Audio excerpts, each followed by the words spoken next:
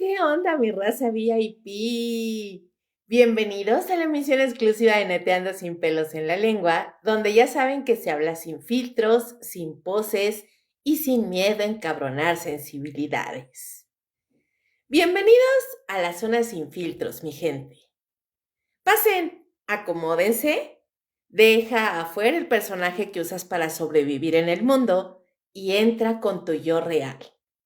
Ese que no siempre se admite ni frente al espejo.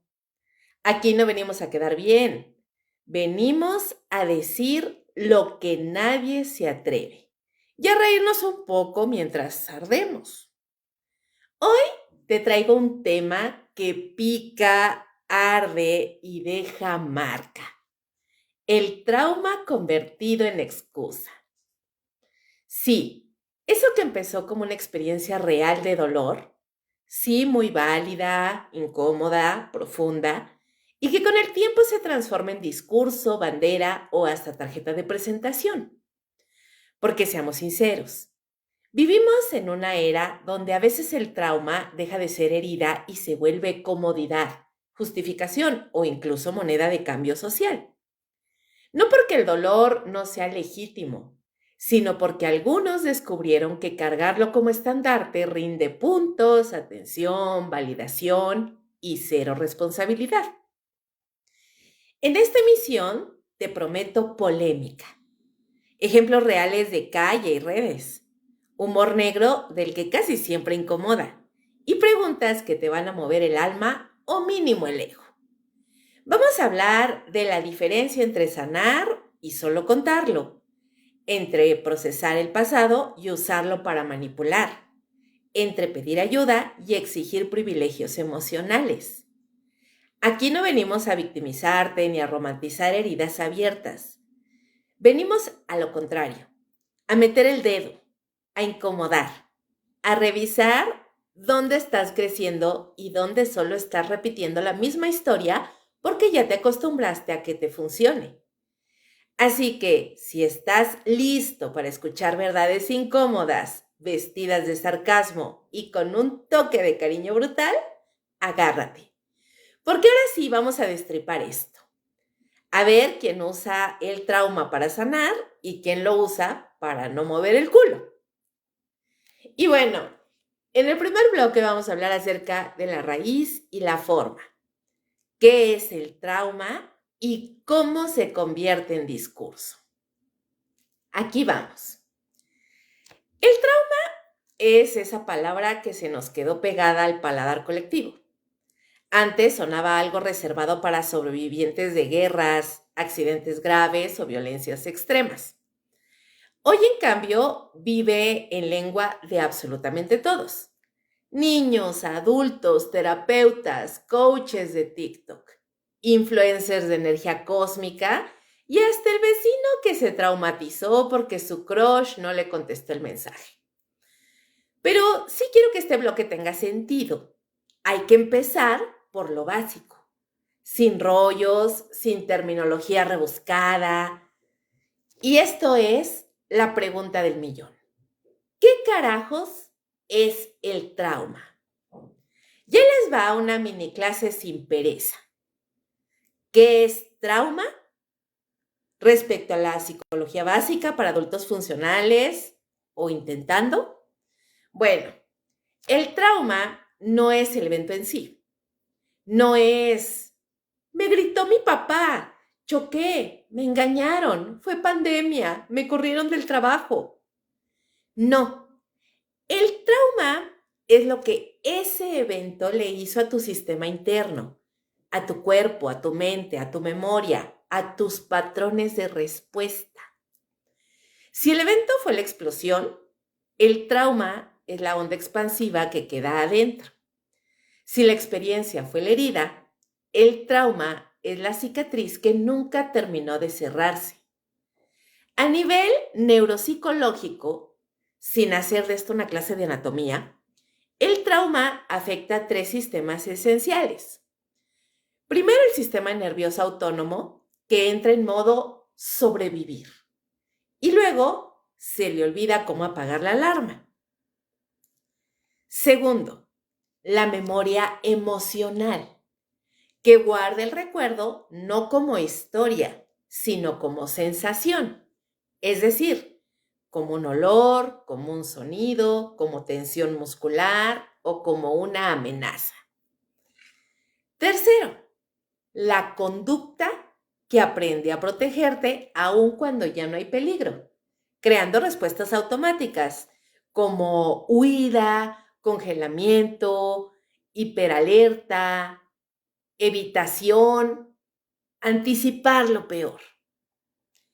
El trauma real deja rastros físicos. Puede ser insomnio, disociación, dolores crónicos, irritabilidad, impulsividad, dificultad para regular emociones, problemas de concentración, comportamientos autodestructivos. No es drama, no es exageración, no es un me siento mal y ya. Es un sistema operativo que se quedó atorado en una versión vieja porque la actualización nunca se completó. Y sí, hay tipos. Existe el trauma agudo, que es un solo evento que te choquea. Existe el trauma complejo, que es una acumulación de daños, negligencias, violencias o inestabilidad constante.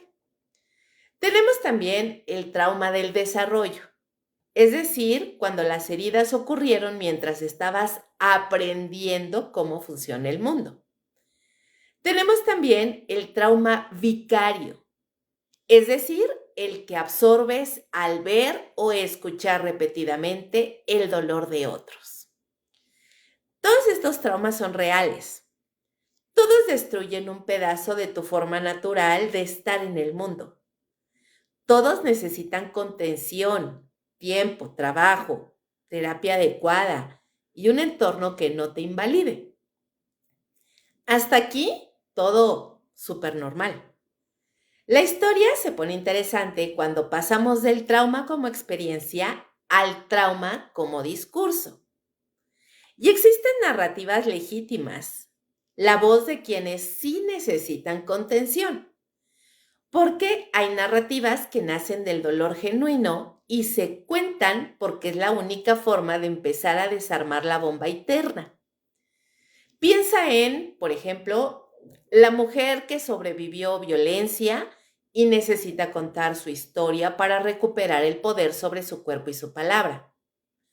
Puedes pensar también en un hombre que creció en una casa emocionalmente caótica y solo ahora puede nombrarlo. O puedes pensar también en una persona que pasó por abuso, negligencia o abandono y por fin está encontrando lenguaje para su herida. Puedes pensar también en la persona que carga un trauma médico, un accidente, un duelo brutal. Cuando estas historias se cuentan, pues en realidad no se buscan aplausos, no se buscan likes, ni tampoco una validación instantánea. Lo que buscan es proceso, buscan comunidad, buscan romper el silencio que les hizo daño. Hablar es parte de la terapia, parte de la integración, parte del camino hacia un yo que ya no tiene que esconderse. Estas narrativas son importantes, son necesarias y son humanas. Son testimonios que merecen ser escuchados sin que la gente se burle, sin que la gente lo dude, sin estar compitiendo a ver quién sufrió más. Pero aquí viene el giro irónico de nuestra época digital, porque vivimos en una sociedad donde todo, incluido el trauma, se vuelve una historia que se puede monetizar. Y bueno, yo creo que han visto en muchas ocasiones gente que monetiza su trauma. Pero bueno, de esto hablaremos un poquito más adelante para no empezar a mezclar temas. Ahora, cuando el relato sale de su cama, es decir, del consultorio al feed de alguna red social. Aquí va. Antes el trauma se procesaba con suerte en terapia, en espacios seguros, con círculos de apoyo. Pero hoy el trauma se sube a un TikTok, se convierte en hilo de Twitter, en un video de Storytime, en cápsula motivacional o en un post viral que arranca con: les voy a contar algo súper personal porque sé que a alguien le va a servir. Y sí, o sea, no lo voy a negar. A veces sirve, a veces es necesario y a veces es valiente. Pero otras veces es solamente performance. Aquí no se trata de invalidar a nadie, se trata de señalar un fenómeno cultural. La transición del trauma de proceso interno a identidad pública. Cuando el relato sale de su cama terapéutica y empieza a dormir en la cama de las redes, pasan un montón de cosas. Por ejemplo, el dolor se transforma en contenido. La vulnerabilidad se vuelve una estrategia. La herida se vuelve introducción de perfil. El sufrimiento se convierte en un nicho de mercado. El miren lo que viví se transforma en miren quién soy. Y ahí, sin darnos cuenta, ocurre algo sutil pero bien peligroso. El trauma deja de ser algo que quieres sanar y empieza a ser algo que necesitas mantener vivo para seguir perteneciendo. Las redes sociales tienen algoritmos que premian 3 cosas: impacto emocional, identificación colectiva e intensidad narrativa. ¿Y qué da más intensidad que una herida abierta? Por supuesto que no es sorpresa que empiecen a surgir entonces influencers del trauma, coaches de sanación cuántica del pasado, crowdfunding emocional por historias que a veces ni siquiera son verificables, cuentas que crecen a base de tragedias de otras personas, testimonios dramatizados porque la simple verdad ya no alcanza para ganar visibilidad. Y todo esto se transforma en una economía del dolor.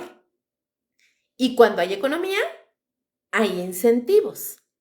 Y cuando hay incentivos, hay deformación.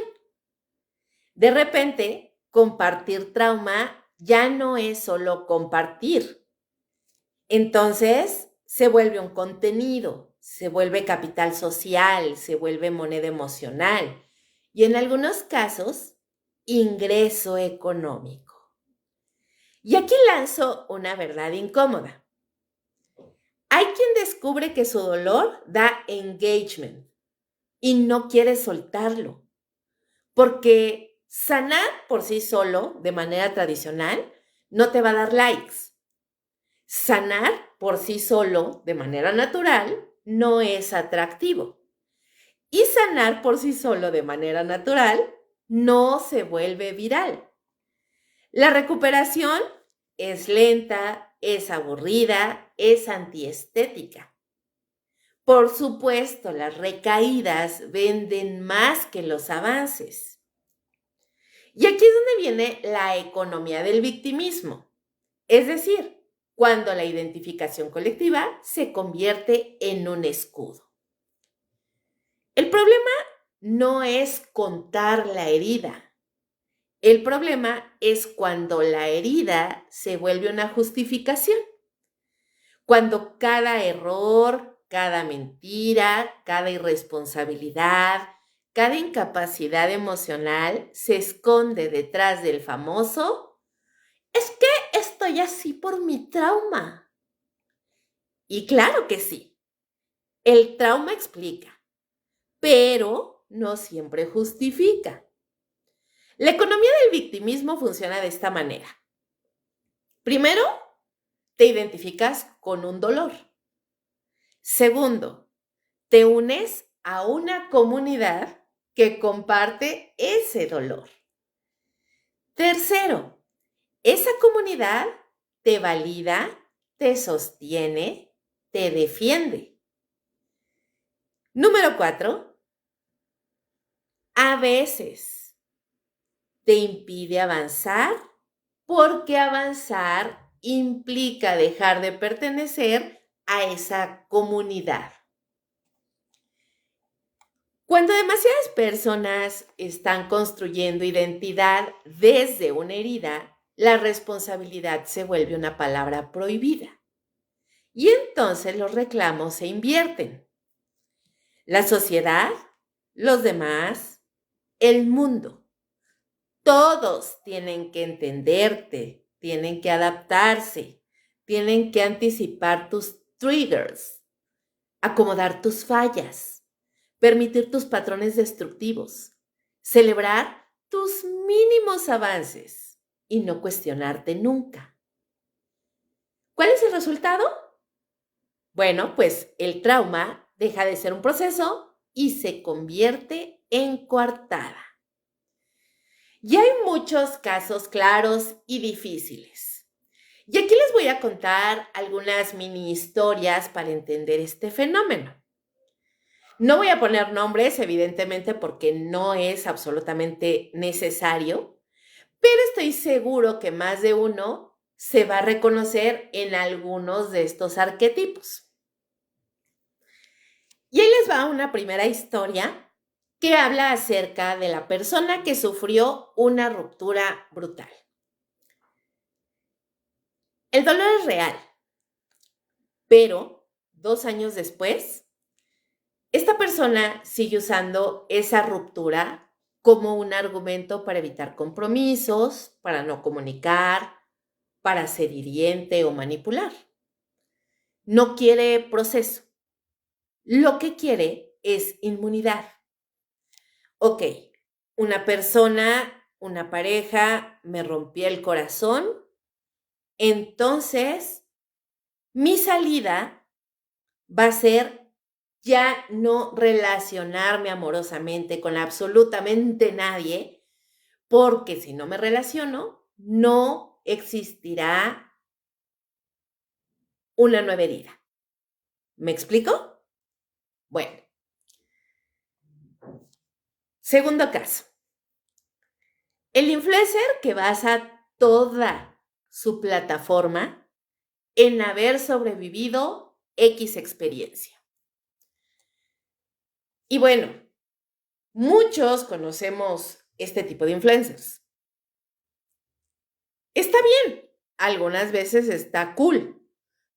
Tal vez sigues a esta persona porque viste algún reel o algún video, alguien te lo recomendó, lo compartió, yo qué sé, y te identificaste con esa experiencia que este influencer está contando en su perfil.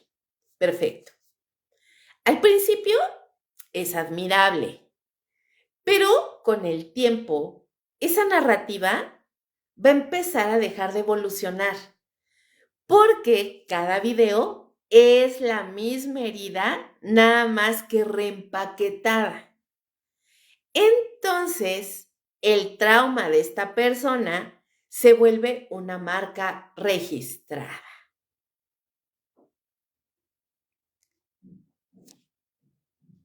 Historia número 3. Y esta habla del activista honesto que se ve atrapado por las expectativas de su audiencia. Y bueno, este activista siente que si sana, que si deja de hablar de ese dolor, va a perder autoridad. La comunidad que lo sostiene emocionalmente lo va a preferir herido, no sano. Y esto pasa mucho. Tú sigues a un influencer del dolor emocional, pues porque justamente está compartiendo cosas que a lo mejor tú mismo estás pasando, tú mismo estás sufriendo, te identificas con el contenido. Pero si esta persona comienza a sanar y paulatinamente empieza a cambiar su contenido porque evidentemente ya está sanando y ya no necesita estar compartiendo ese dolor porque ya lo ha hecho durante mucho tiempo, pero al momento en que empieza a sanar deja de hablar constantemente de lo mismo y empieza a cambiar, digamos, poco a poco el contenido que está ofreciendo por algo ya mucho más positivo, ya mucho más sano, ya no hablando desde la herida. Entonces, esa comunidad que lo mantiene, digamos, en el top, lo va a dejar de seguir, porque entonces deja de tener algo en común con esa comunidad. ¿Me explico? Ahí va el cuarto ejemplo. Una persona, por ejemplo, que vivió negligencias reales en su niñez y lo cuenta en, en su red social. Muy bien, al principio, su relato, la historia, pues sí, es legítima, no está inventando absolutamente nada. Vivió cosas terribles en su infancia y lo quiere de alguna manera compartir a manera de que la gente, uno, se siente identificada, dos, compartir su experiencia, cómo lo vivió, para que de alguna manera la gente que lo sigue tenga idea de tal vez una base sólida de cómo podría la audiencia enfrentar ese trauma. Pero ahora, cada límite que otros ponen es interpretado como un abandono. Cada responsabilidad laboral, esta persona la empieza a vivir como un abuso. El trauma como tal, que fue real en su niñez, ya no deja a esta persona distinguir el pasado del presente. Rápidamente, un ejemplo que tenga que ver con esto, muy burdo. Una niña que por las condiciones familiares en las que vivía, tal vez no tenía un papá, su mamá era soltera, tenía que trabajar todos los días, ella se tenía que quedar sola demasiado tiempo en casa, pero como la mamá estaba trabajando, pues obviamente la mamá le exigía de cierta manera que se hiciera responsable, que hiciera su tarea sin necesidad de la supervisión de un adulto, porque no lo había para que la atendiera. Tiene de cierta manera la obligación de hacer tareas domésticas que a lo mejor a su edad no le correspondían dentro de casa, de alguna forma para ayudar a su madre o a la persona que está a cargo de su manutención económica. Eh, y cuando va creciendo, todas estas circunstancias se le traducen a que ya cuando está trabajando, digamos, un jefe le dice, oye, tu obligación es llegar temprano, tienes que hacer este trabajo, tienes que llegar a tal hora, no te retiras hasta que hagas esto, y entonces empieza a tener ese conflicto con la autoridad. Y cualquier orden que se le da normal dentro de sus obligaciones, digamos, laborales, las empieza a tomar como un abuso, cuando no es así. ¿Por qué? Porque no sanó esa herida del pasado. Tenemos otro ejemplo, que es, por ejemplo, el creador de contenido que dramatiza parte de su historia porque es lo que conecta. Y aquí el problema no es que haya dolor, sino que el dolor entonces se edita, se adorna e incluso se exagera para encajar en el molde digital del sufrimiento glamoroso. Estas historias, chicos, tienen algo en común. La transición de trauma como proceso a un trauma como un escudo.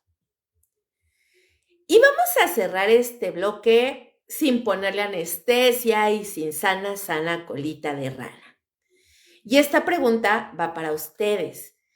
Y ya saben que en la cajita de comentarios pueden responderme estas preguntas para ver qué tanto conectan con estas historias. A ti que me escuchas,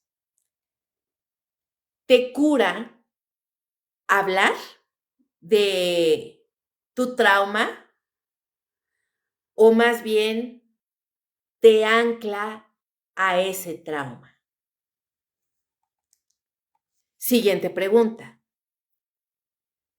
¿Compartes este dolor para procesar o simplemente para no responsabilizarte? Tercera pregunta. ¿Tu narrativa te libera o te sostiene en el mismo lugar para no tener que mover ni un dedo? Siguiente pregunta. ¿Tu dolor sigue vivo o solo sigue útil? Siguiente pregunta. ¿Quieres sanar o quieres tener la razón? Siguiente pregunta. ¿Tu trauma es parte de tu historia o ya se convirtió en parte de tu currículum o tu tarjeta de presentación? Y la pregunta más incómoda de todas estas es, si mañana sanaras, ¿quién serías? ¿Te conviene sanar? Porque aquí entre tú y yo hay dolores que queremos dejar atrás y otros que nos dan tanto poder social que ya no sabemos si podemos vivir sin ellos.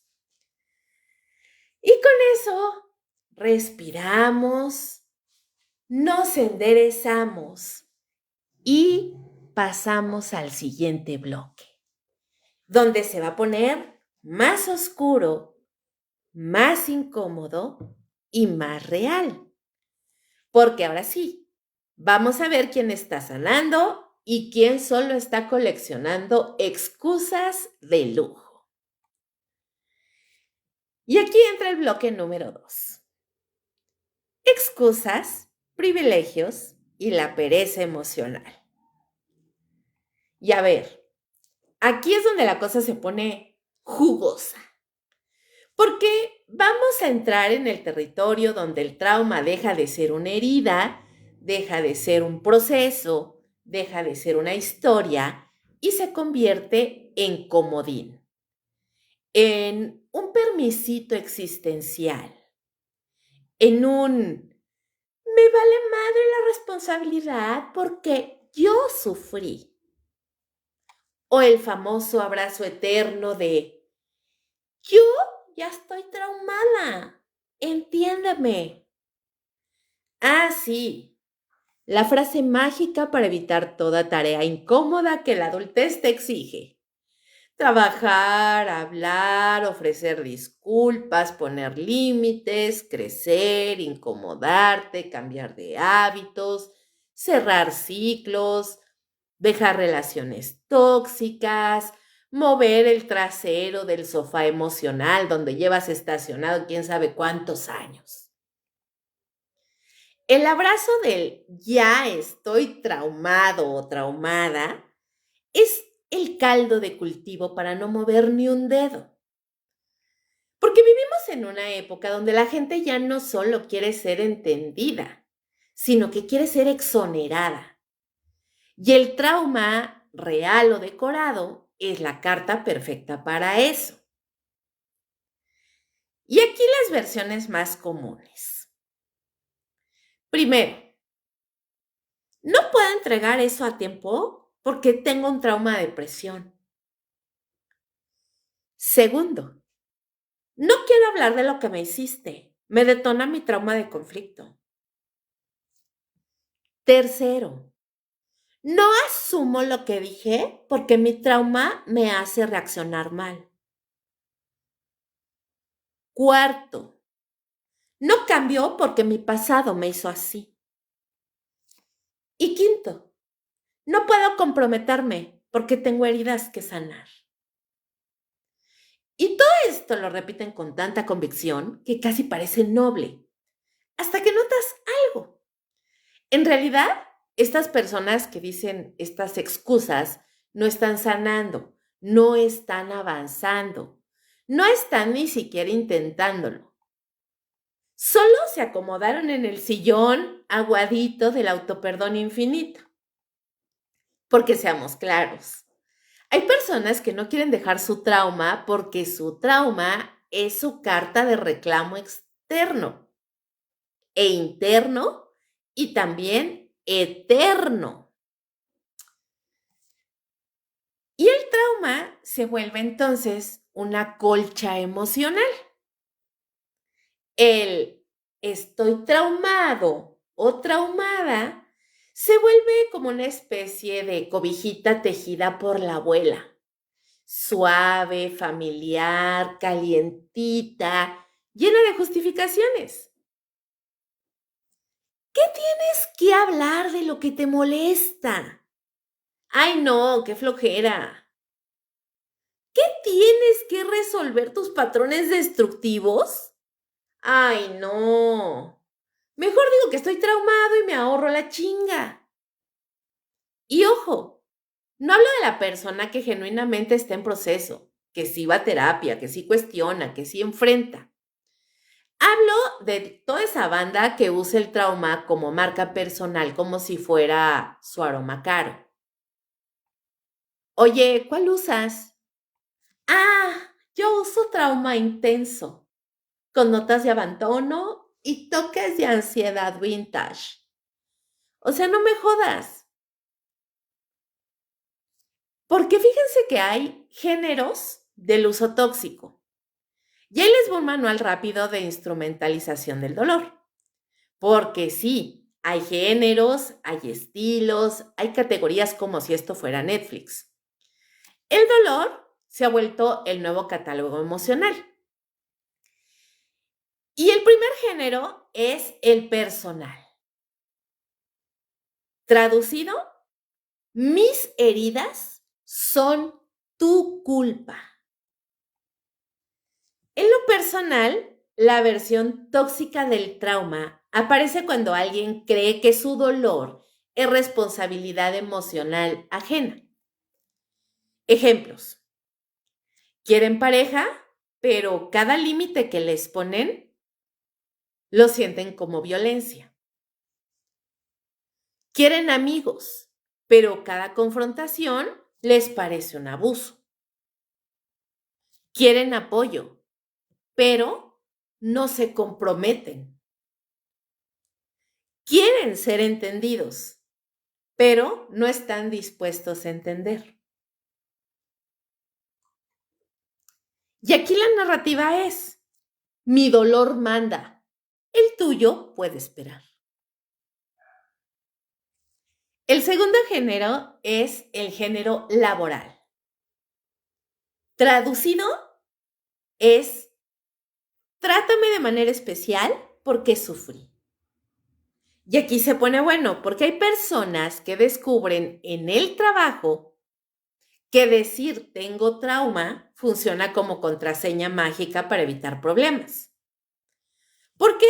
Porque así tienen una excusa para no entregar el trabajo a tiempo, para no cumplir, para no corregir, para no mejorar, para no escuchar.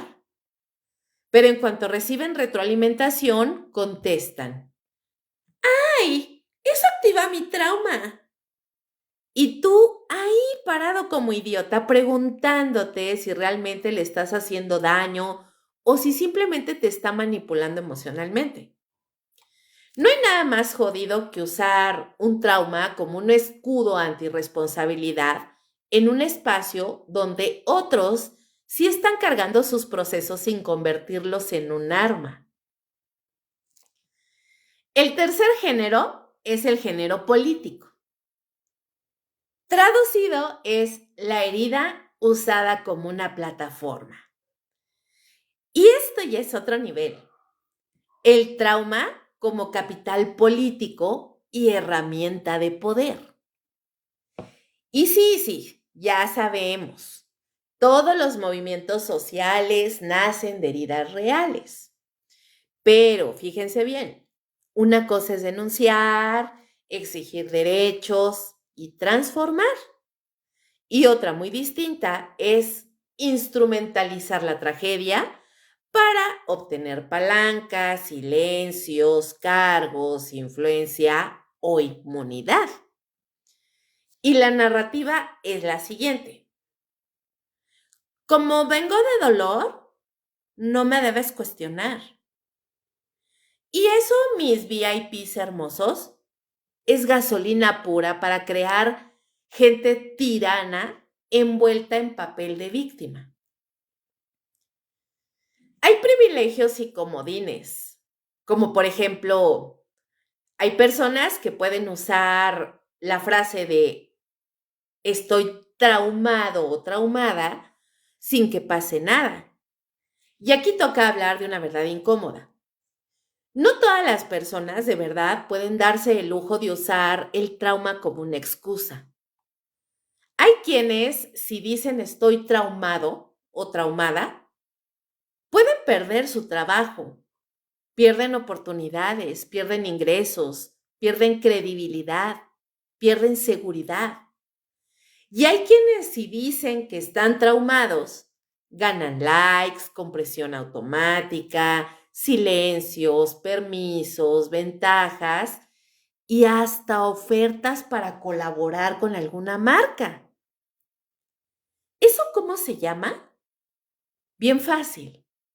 Privilegio emocional. La gente que tiene recursos, hablemos de recursos sociales, económicos, estéticos, digitales, puede darse el lujo de ser un traumado o una traumada funcional, mientras que a las demás personas se les exige ser un roble, no llorar, no quebrarse, no fallar. Y aquí va un ejemplo rápido. Por ejemplo, una mujer con visibilidad en redes dice que está traumada y no puede trabajar. Automáticamente, todos sus seguidores le empiezan a mandar apoyos, donaciones, mensajes de empatía.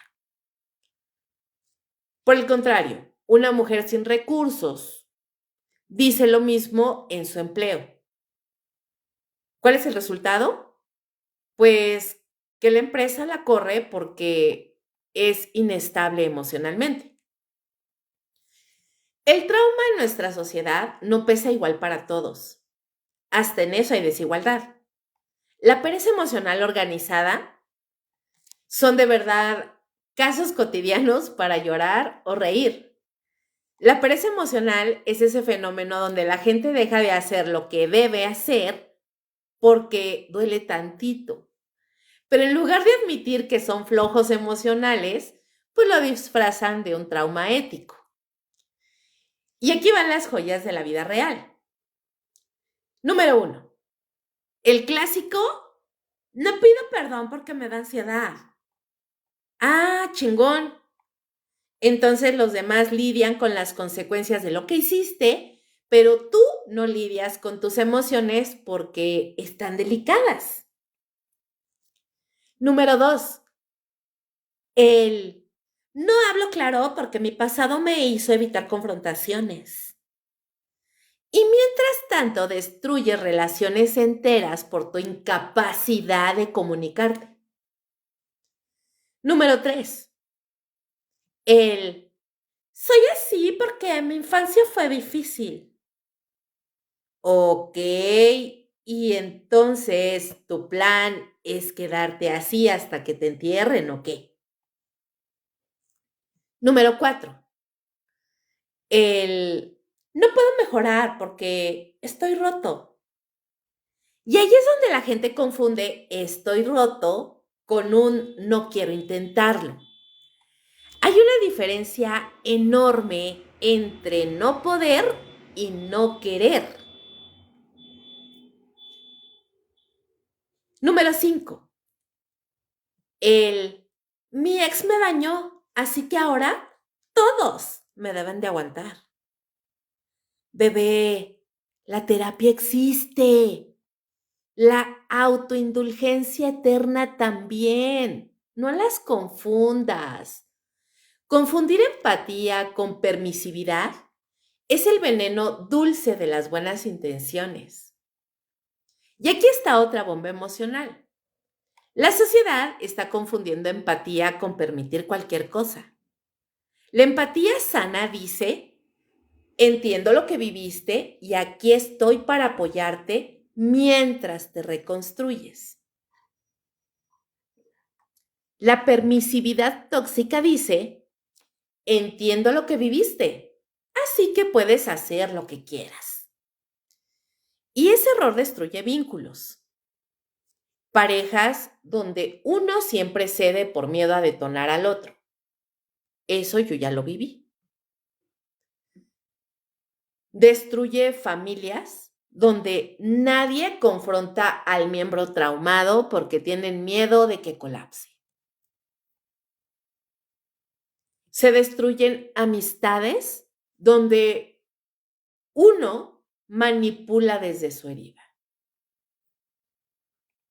Se destruyen comunidades que aceptan comportamientos dañinos para no parecer insensibles.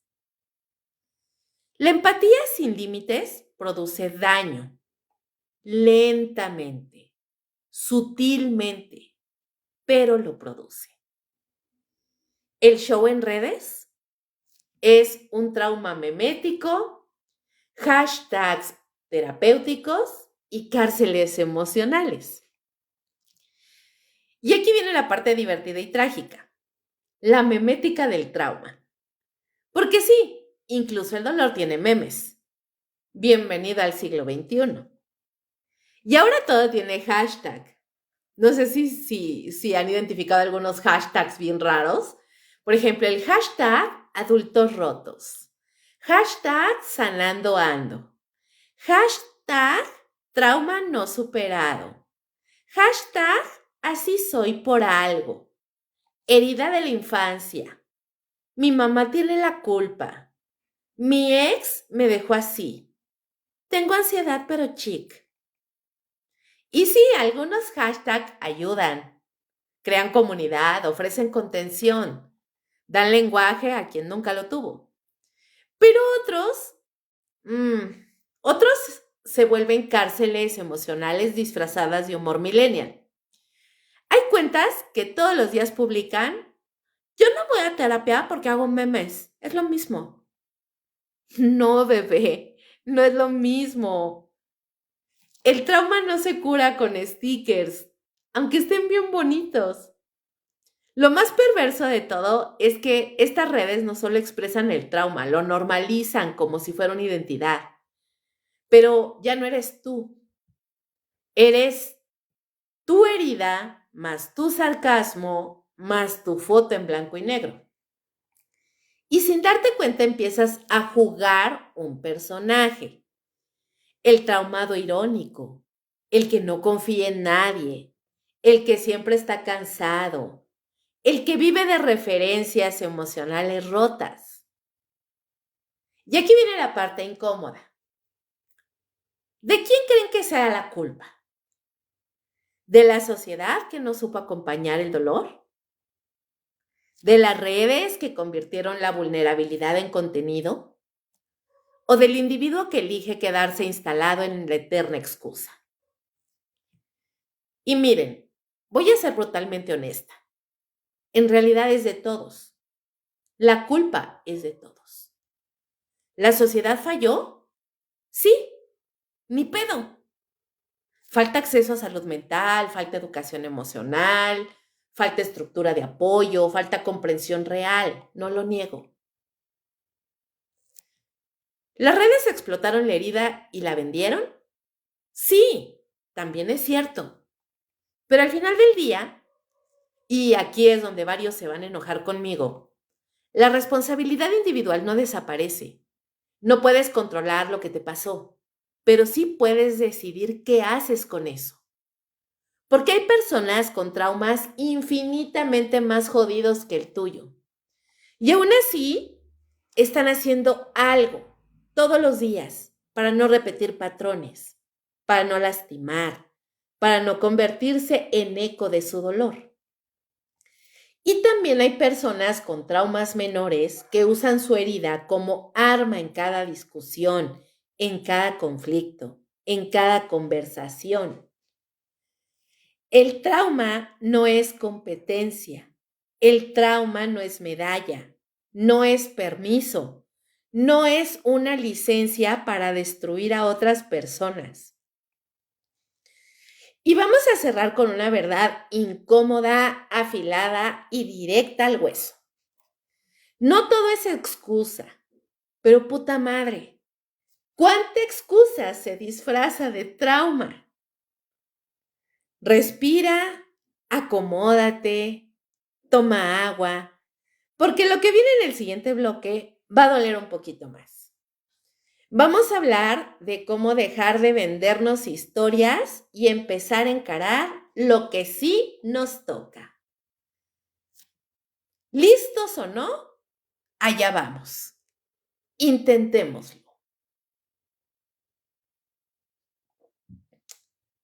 Y aquí va el bloque número 3. Y este bloque, que es el último, lo vamos a llamar sanas, actúas o te quedas. Y aquí les voy a dar rutas posibles.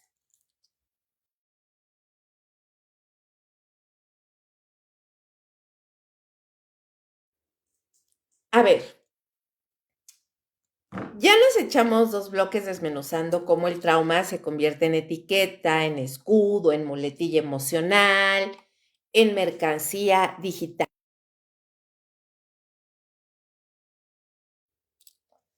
Pero ahora toca entrarle a lo bueno. ¿Qué chingados hacemos con eso? Porque quedarnos solo en el análisis es como hacer terapia por WhatsApp. Sí, sirve para sacar el veneno, pero no para arreglar el desmadre. Así que vamos al punto. ¿Cómo diferenciamos un diagnóstico de verdad de una excusa emocional con brillantina? ¿Cómo sabemos si estamos sanando, actuando o nomás haciéndonos pendejos con un discurso bonito? Y respiren, porque aquí sí necesito que vengan sin ego, sin la cobijita emocional, sin su frase de yo soy así porque no, aquí venimos con bisturí. Y aquí les va el diagnóstico contra la excusa. ¿Cómo podemos diferenciar el relato verdadero de la estrategia de evasión? El primer paso es admitir una cosa durísima. Todos hemos usado nuestro dolor como excusa al menos una vez. Sí, tú también, no te hagas. Yo también. El mundo entero lo hace. Es parte de la condición humana. La diferencia está en cuánto tiempo te instalas ahí. Y la pregunta del millón es, ¿cómo huele un diagnóstico verdadero? Ok, un trauma real, hablo del proceso, no del recuerdo, tiene señales muy claras. La primera es que tiene contexto, no solamente drama. La persona puede explicar qué pasó, qué siente y qué lo detona. Número 2, tiene impacto medible. Es decir, se ve en la ansiedad, en la disociación, en la evitación, en la hipervigilancia, en la memoria fragmentada. No es solamente decir, es que estoy raro. Número 3, la persona intenta algo. No siempre funciona, pero lo intenta. Va a terapia, va a grupos, se pone límites, se toma pausas usa herramientas. Número 4. La narrativa evoluciona. Lo que decía hace un año no es lo mismo que dice ahora. Número 5. No usan el diagnóstico para manipular. Es decir, piden ayuda, no obediencia. Y aquí va las características que deben de tomar en cuenta para detectar cómo huele una excusa emocional mal disfrazada. Y esta es mucho, pero mucho más fácil de detectar, pero más difícil de aceptar, porque casi siempre viene de uno mismo. Primero, hay incoherencia. Un día te trauma todo, otro día no te trauma absolutamente nada. Número 2, superficialidad. Es decir, solo aparece el trauma cuando hay responsabilidad. Número 3, no hay ningún esfuerzo personal, solo reclamos. Número 4, la narrativa no cambia jamás. Es decir, siempre es la misma historia, las mismas frases, el mismo guión. Número 5, hay chantaje emocional, camuflado en sensibilidad. Por ejemplo, si me hablas así me destruyes. Si no me entiendes me retraumatizas. Si me pides algo me estás violentando. Y mira, ay, hay dolor verdadero, hay marketing emocional y tristemente muchos ya no saben en cuál categoría están porque las redes hicieron que decir tu herida sea más fácil y más viral que trabajarla. Y aquí viene la parte que a nadie le gusta porque no trae filtros bonitos, no trae frases inspiracionales, no trae música de fondo estilo TikTok. La sanación real es aburrida, lenta, terca, sucia y nada estética. Y vámonos por partes. Primero, terapia. El cuarto donde no te aplauden tus excusas. Porque la terapia no es una escenografía para fotos. No es ir a platicar bonito.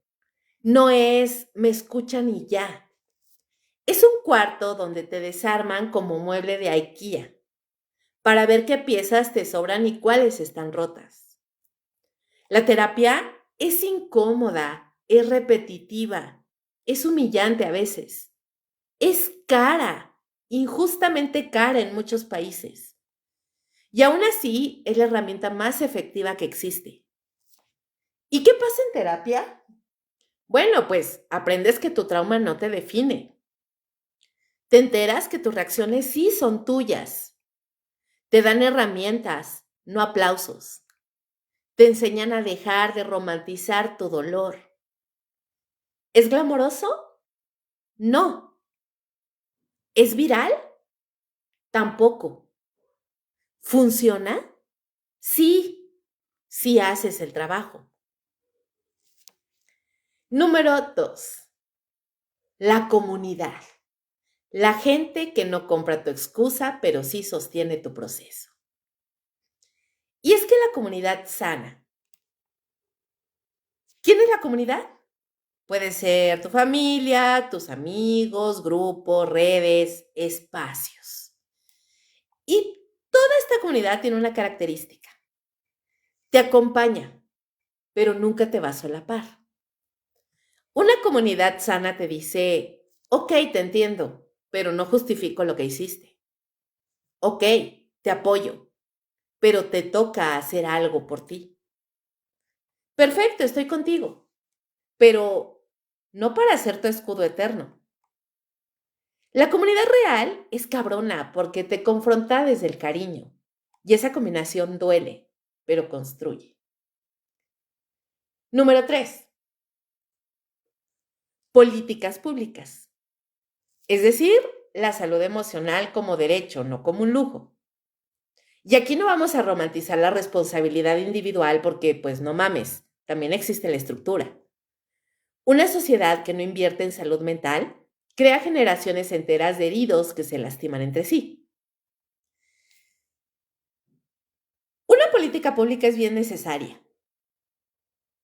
¿Y qué es lo que incluye una buena política pública? Bueno, pues evidentemente el acceso universal a la terapia, programas de terapia comunitaria, educación emocional desde la infancia, protocolos laborales para crisis, acompañamiento real en violencia doméstica.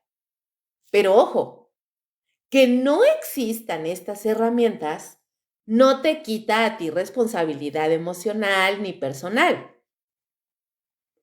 No te da permiso de estacionarte en la víctima eterna. Solo te da recursos, no excusas.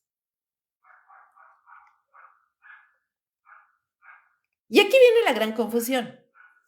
Mucha banda cree que porque el sistema falló, ya no tienen que hacerse cargo. Y no. Una cosa es que el sistema deba ser más empático y otra cosa es que tú uses eso para huevonear emocionalmente. Las instituciones, por supuesto, deben proteger, acompañar, informar, prevenir, ofrecer apoyo psicológico. No deben convertir el trauma en moneda política ni infantilizar a las personas.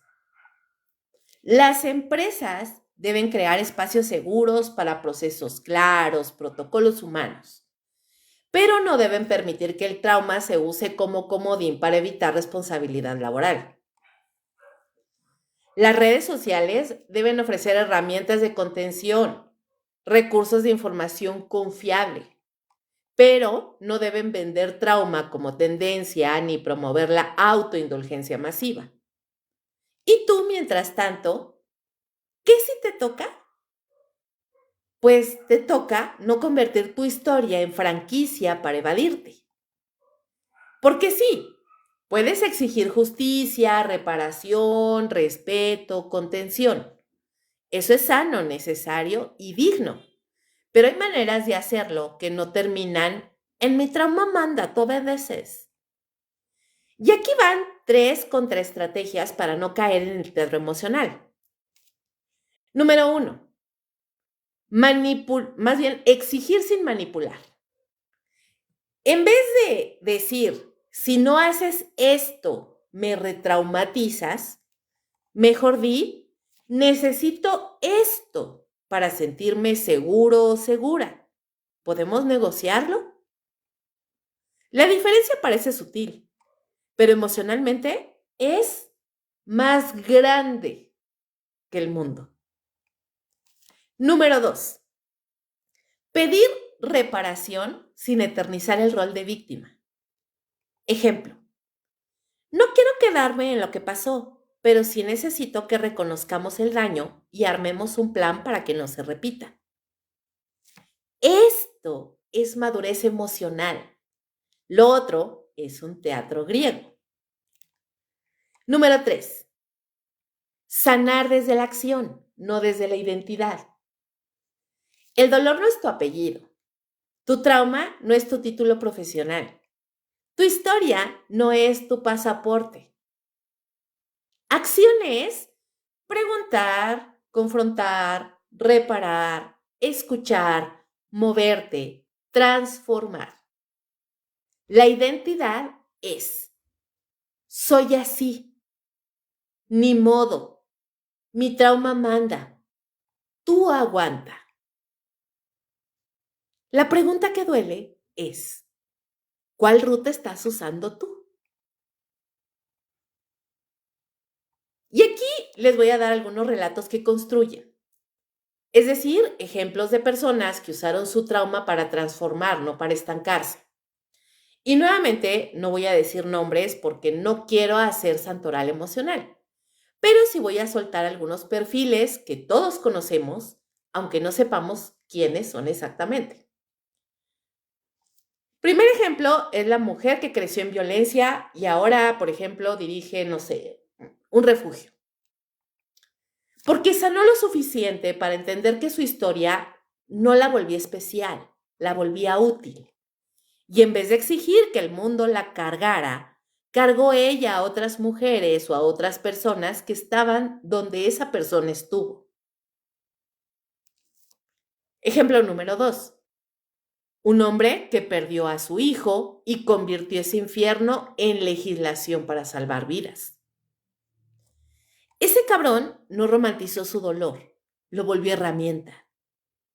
Y si hay algo más noble que eso, yo no lo conozco. Ejemplo número 3. La persona que pasó por abuso sexual y ahora da talleres gratuitos para niños.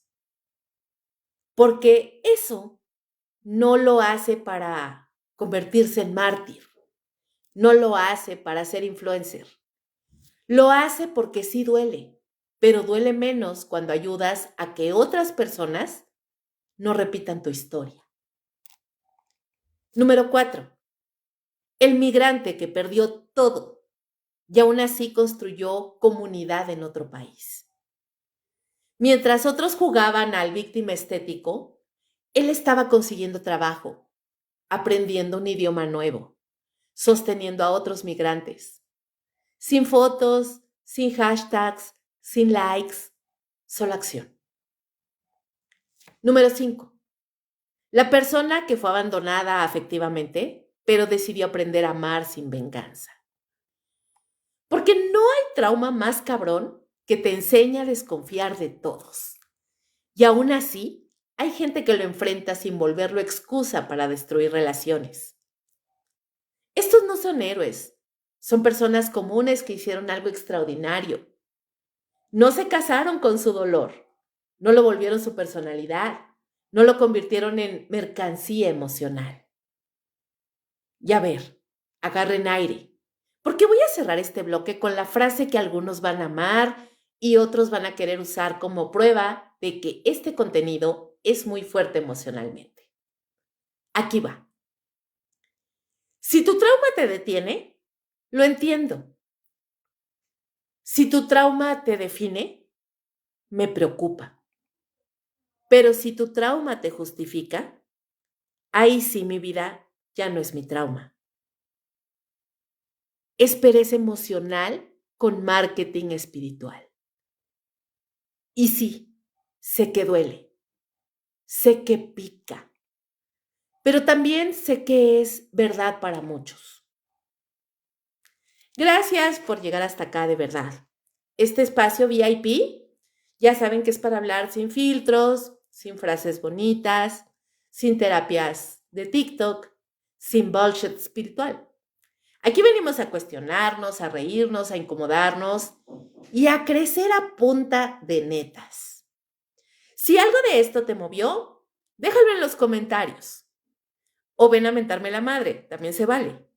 Aquí todo debate nace del respeto brutal y la honestidad radical. Y prepárense para la próxima emisión, porque seguramente se vendrá otro tema que va a sacar chispas. Y hasta aquí, chicos, la neteada de hoy.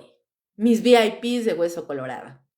Si se rieron, si a lo mejor te encabronaste, si te quedaste pensando, pues yo ya cumplí con mi misión. Recuerda que aquí yo no doy clases, solamente me aviento verdades sin vaselina. Nos escuchamos en la próxima emisión de Neteando sin pelos en la lengua, donde las cosas se dicen como son, aunque a algunos les arda la cola. Cuídense, pero no tanto, y no se olviden, ser sincero no mata, pero incomoda un chingo. Muy buenas noches o muy buenos días, según la crisis amorosa que traigan encima. ¡Chao, chao!